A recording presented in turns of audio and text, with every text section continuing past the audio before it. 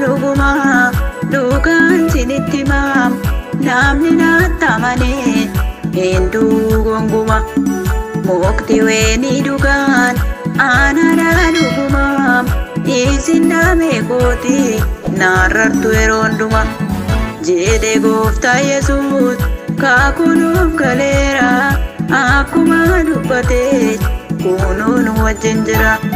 Dhugumaan dhugaan sinitti maam namni naatamane hinduu gonguma mukti weeni dhugaan aanadhaa dhugumaam isin dhaame kooti naarrartu yeroonduma jedhe gooftaa Yesuus waadaanuuf galeera akkuma dubbate kunuun wajjin jira.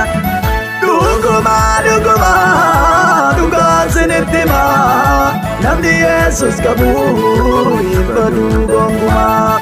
Dhugumaan dhugaan sinitti maam namni Yesuus qabu hin badu gonkumaa.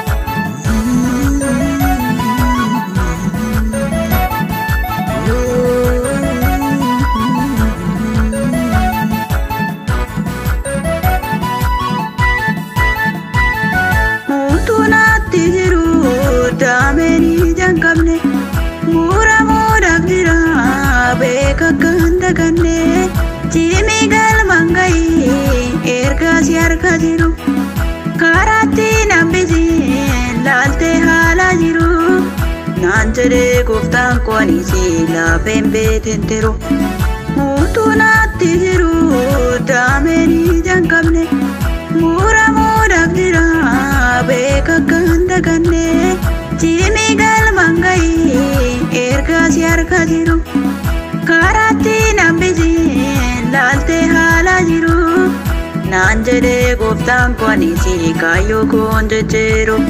Dhugumaan dhugaan sinitti maam namni naatamane hinduu gonguma mukti weeni dhugaan aanadhaa dhugumaam isin dhaame kooti naarrartu yeroonduma jedhe gooftaa Yesuus kaakunuuf galeera akkuma dubbate kunuun wajjin jira. Dhugumaan dhugaan sinitti maam namni naatamane hinduu gonguma mukti weeni dhugaan aanadhaa dhugumaam isin dhaame kooti naarrartu yeroonduma jedhe gooftaa Yesuus waadaanuuf galeera akkuma dubbate kunuun wajjin jira.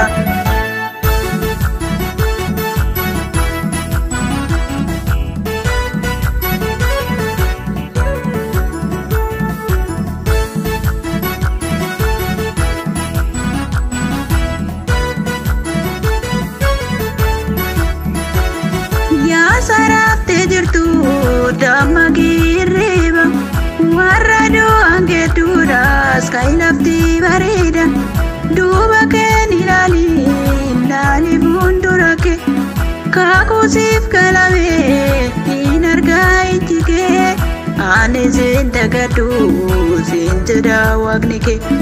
Yaa saraftee jirtu damma girreeba warra du'an geedduudhaas kan lafti bareeda duuba kee milatiin ilaali fuuldura kee waaquusiif galabee hin argaa ijji kee.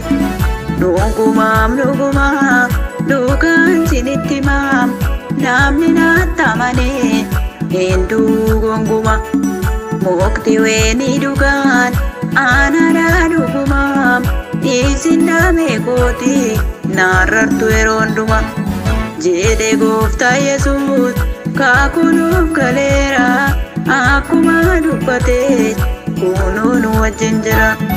Dhugumaan dhugaan sinitti himaa namni natti amanee hin dhugoomuma mukti weenii dhugaan anaadha dhugumaa dhiisin dhaame kooti naarrartu yeroo hundumaa jedhe gooftaa Yesuus waadaa nuuf galeera akkuma dubbate kunoo nu wajjin jira.